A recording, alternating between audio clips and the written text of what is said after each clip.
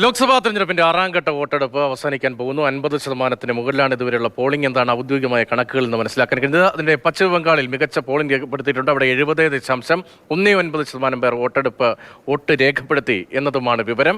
പശ്ചിമ ബംഗാളിൽ BJP സ്ഥാനാർത്ഥി നേരെ അക്രമമുണ്ടായി എന്നൊരു സംഭവം കൂടിയുണ്ട്.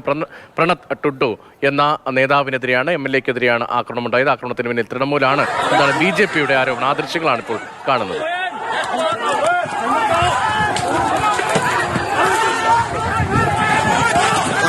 Hasta mi banda. Pon.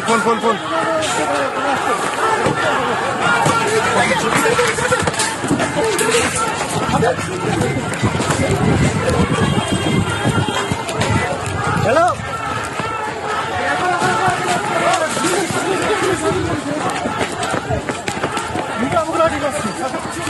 Arjun പീതാംബരാണ് വിവരങ്ങൾ അയച്ചത്. അർജുൻ, ഇത് എപ്പോഴായിരുന്നു ഈ വോട്ടെടുപ്പ് കേന്ദ്രത്തിൽ എത്തിയപ്പോഴാണോ ഈ ആക്രമണം ഉണ്ടായത്, അതോ മറ്റെവിടെയെങ്കിലും വെച്ചാണോ? സംഘർഷം വ്യാപിച്ചിട്ടുണ്ടോ? മറ്റിടങ്ങളിൽ അക്രമമുണ്ടോ? MLA-ക്ക് പരിക്കുണ്ടോ? രതീഷ്, പശ്ചിമ ബംഗാളിൽ വ്യാപകമായി തന്നെ അക്രമമുണ്ട്.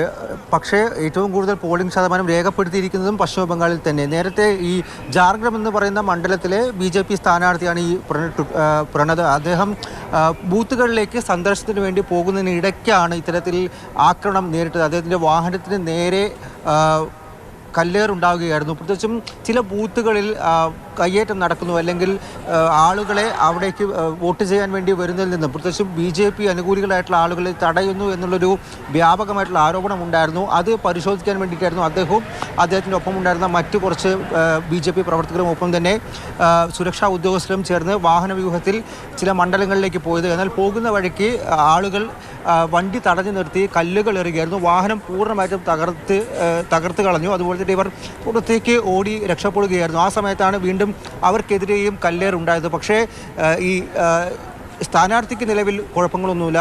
ഒരു ബോഡി ഗാർഡിന് തലയ്ക്ക് കല്ലേറ് ഉണ്ടായി, പരിക്കേറ്റിപ്പോൾ ചികിത്സയിൽ തുടരുകയാണ്. ഈ സ്ഥാനാർത്ഥിയെയും പ്രണതിനെയും ആശുപത്രിയിൽ പ്രവേശിച്ചിരിക്കുകയാണ്. പക്ഷേ അദ്ദേഹത്തിൻ്റെ ആരോഗ്യനില ഇപ്പോൾ തൃപ്തികരമായി തുടർന്നു, അല്ലെങ്കിൽ പ്രശ്നങ്ങളൊന്നുമില്ല എന്നുള്ളതാണ് നിലവിൽ ലഭിക്കുന്ന റിപ്പോർട്ട്. താംലുക്ക് അടക്കമുള്ള മണ്ഡലങ്ങളിൽ വ്യാപകമായി തന്നെ തൃണമൂൽ BJP സംഘർഷം പശ്ചിമ ബംഗാളിൽ നിന്നും റിപ്പോർട്ട് ചെയ്തിട്ടുണ്ട്. പശ്ചിമ ബംഗാളിൽ 3 മണിവരെ 70% പോളിംഗ് ഇതിനോടകം തന്നെ രേഖപ്പെടുത്തിയിരിക്കുന്നു.